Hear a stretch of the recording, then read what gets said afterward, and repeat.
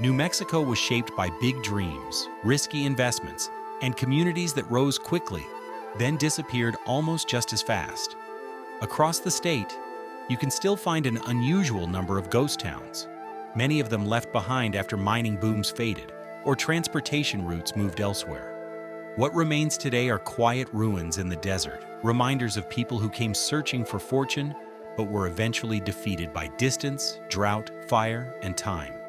Some towns are now only broken walls and scattered stone. Others still have a few people nearby living among buildings that seem to sink a little deeper into the landscape each year.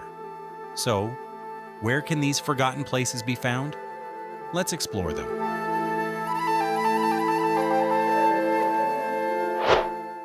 Deep in Socorro County, on the slopes of the Magdalena Mountains, the remains of Kelly tell a dramatic mining story.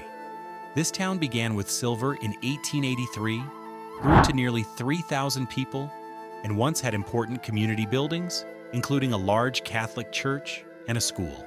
Kelly's decline was tied to the changing value and production of the minerals that supported it, especially lead. Today, the area is known among rock collectors, who come looking for leftover smithsonite crystals that once made the place famous. Getting there means driving a rough dirt road, which only adds to the feeling of isolation.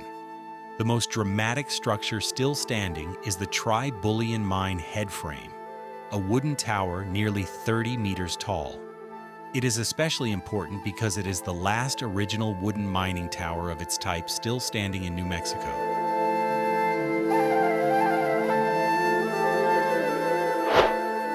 In Colfax County's Moreno Valley, Elizabethtown, often called E-Town by its early residents, made history in 1870 as the first incorporated town in New Mexico.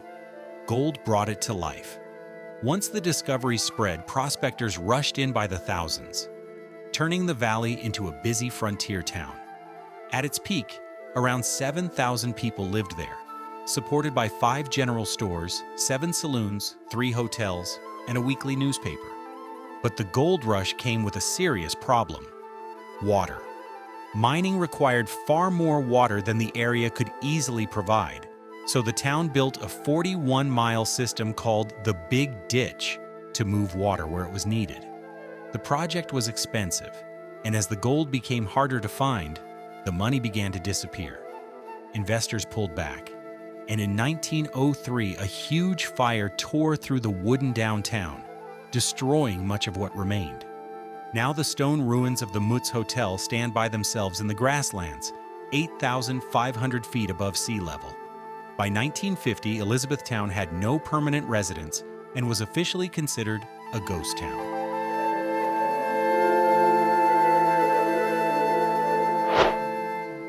Unlike Kelly, which feels mostly surrendered to nature, Shakespeare has been preserved more like a frozen piece of frontier history. Located near Lordsburg in southwestern New Mexico, it was first known as Mexican Springs and served travelers on the Butterfield Overland Mail route. Later, investors renamed it Shakespeare while trying to attract settlers with stories of diamonds in the area. Those diamond claims turned out to be false, but silver was real, and the town eventually grew to about 3,000 people. Shakespeare was not a polished or peaceful settlement. It had no church, no school, and no newspaper. It was a rough mining camp filled with prospectors and dangerous personalities, including Billy the Kid, who was said to have washed dishes at one of the local hotels. Today, places like the Stratford Hotel and the blacksmith shop still stand in their original condition.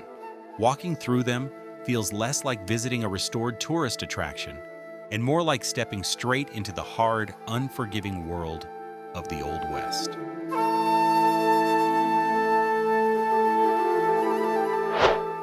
Shakespeare slowly lost its purpose after the railroad passed it by, but Lake Valley collapsed for a very different reason.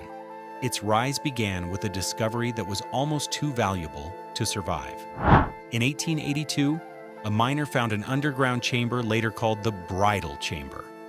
Inside were enormous deposits of nearly pure silver, worth millions of dollars. The ore was so rich, it could reportedly be cut straight from the walls. That discovery set off a rush, and before long, Lake Valley had grown to about 4,000 people. But the town's success depended almost entirely on silver, and that made it vulnerable. When the silver devaluation of 1893 hit, Lake Valley's economy fell apart. Today, this Sierra County settlement is managed as a ghost town, with records showing no permanent residents since the 1950s. Its 1904 schoolhouse still stands in the Chihuahuan Desert, a lonely reminder that families, children, and daily life once filled this now silent place.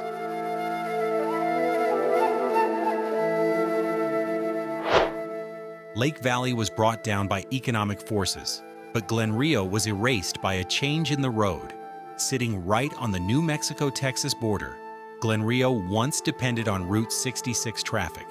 From the 1940s through the 1960s, travelers regularly stopped there for fuel, food, and rest. Its gas stations even used the border as a selling point, advertising themselves as first in Texas and last in Texas. Then, in 1975, Interstate 40 opened and routed traffic away from the town. Almost immediately, the steady flow of customers disappeared, and Glenrio lost the lifeline that had kept it alive. Today, only one or two people are sometimes seen caring for the aging buildings left along the cracked remains of old pavement.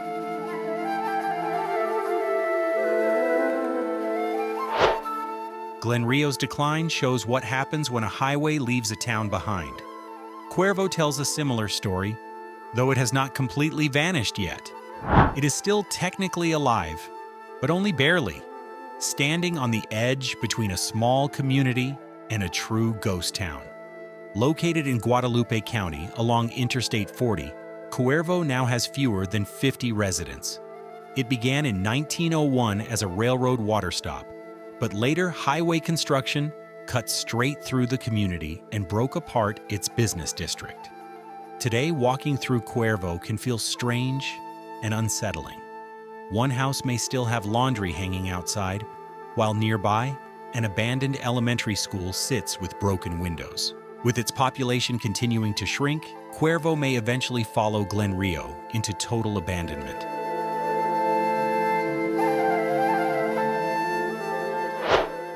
While highway changes destroyed many lowland towns, Mogollon faced a different enemy: isolation.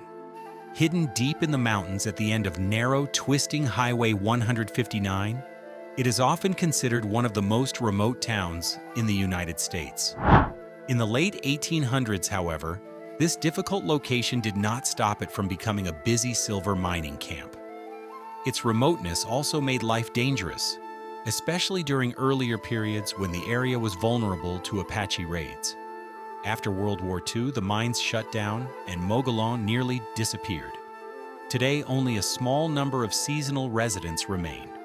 The town exists in a strange middle ground, mostly a ghost town, but not entirely forgotten. Limited tourism has helped preserve some of its old buildings, even as wildfire remains a constant threat in the forested mountains around it.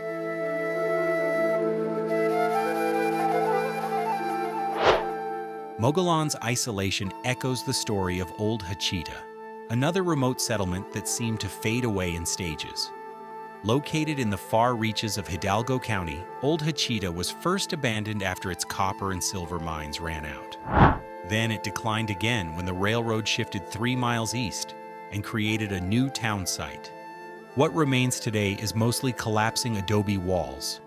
Almost all the wood is gone because residents took doors, window frames, and usable materials with them when they left.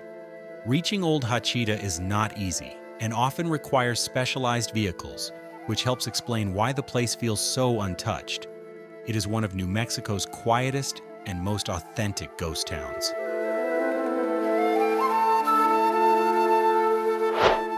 Leaving the remote deserts of Hidalgo County and moving toward Highway 60/84, Taiban is best known for one haunting landmark: its large Presbyterian church, one of the most photographed ruins in New Mexico. The town was founded in 1906 as a farming community, but the dream never matched the land.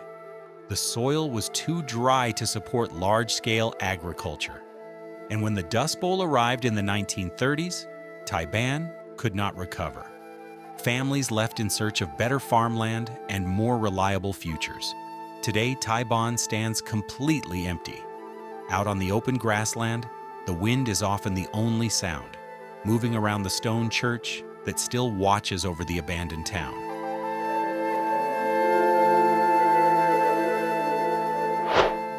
While farming could not keep Taiban alive, Ancho survived a little longer because of industry. Located in Lincoln County, this small settlement is a remnant of New Mexico's brick-making and railroad age. In the early 20th century, Ancho's brick plant produced materials used in many buildings in El Paso. But once the factory closed in the 1920s and the railroad service ended, the town slowly began to fade. One of Ancho's more unusual features is the My House of Old Things Museum, created by a local resident inside the old train depot. Even that attraction now opens only from time to time. Today, Ancho feels less like an active community and more like an outdoor museum, left to weather away beneath the desert sun.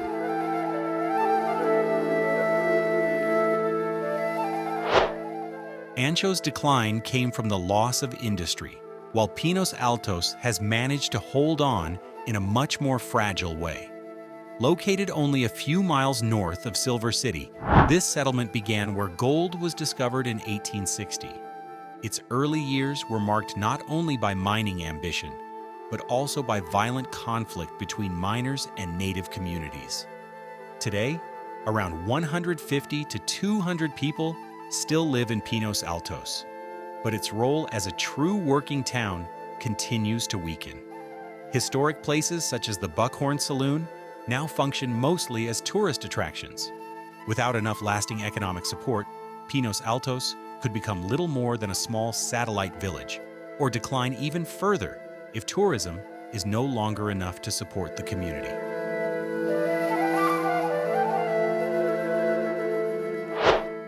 Tourism is also what keeps Madrid alive. Once a coal mining company town, Madrid was tightly controlled by the company that operated it. When demand for coal dropped in the 1950s, the town collapsed. At one point, the entire place was even advertised for sale in a newspaper. For nearly 20 years, Madrid sat empty before artists began moving into the abandoned buildings in the 1970s. Today, Madrid may look lively with shops, galleries, and visitors passing through, but its future is still uncertain. The town faces serious water supply problems, and its economy depends heavily on tourism. Without a reliable water system and a more stable foundation, Madrid's survival as a permanent community remains far from guaranteed.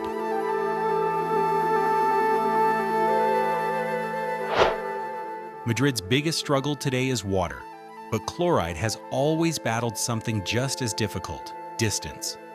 Founded in 1880 after silver was discovered, Chloride quickly grew into a lively mining town. At its peak, it had 9 saloons and even a slaughterhouse. But when silver prices fell, the town emptied out, leaving most of its buildings behind. In recent years, a few dedicated people have worked to preserve what remains.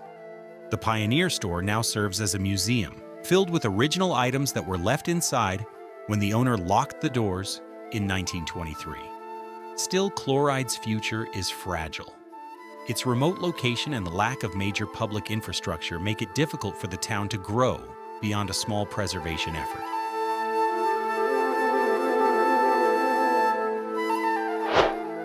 Chloride shows how much a few determined people can do. Wagon Mound, however, tells a slower story of decline across generations. The town is named after a nearby rock formation that looks like a covered wagon. In the past, it played an important role as a sheep distribution center for northeastern New Mexico.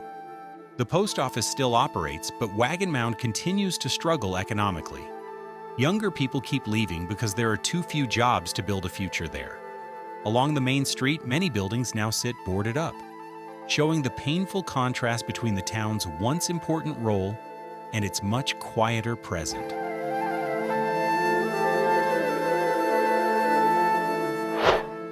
The journey ends in Fierro, a true ghost town in Grant County whose name means iron. Founded in 1891, Fierro once depended on iron and copper mining, with the sounds of industry filling the area. But when the major mining operations shut down, the town was eventually abandoned. Today, its most memorable sites are the crumbling adobe homes and a small church built directly against a steep cliff, creating a scene that feels both beautiful and lonely. Modern open-pit mines now surround the area, making Fierro feel like a time capsule trapped between the old mining world and the new one. With no residents and increasingly limited public access, it stands as a final reminder of an era slowly being swallowed by modern industry. Together, these 15 towns, from Elizabethtown to Fierro, show how fragile human communities can be when the economy changes, resources run out, or nature becomes too difficult to overcome. New Mexico feels like an open-air museum, where prosperity turned into silence and once busy streets became historical ruins. For the towns already abandoned, they are frozen records of the past. For the places still barely holding on, they are warnings that history alone cannot keep a community alive. Survival requires adaptation. In the end, these forgotten towns remind us that even across wide deserts and rugged mountains, human footprints are never permanent. Given enough time, wind, silence, and changing fortunes can erase almost everything.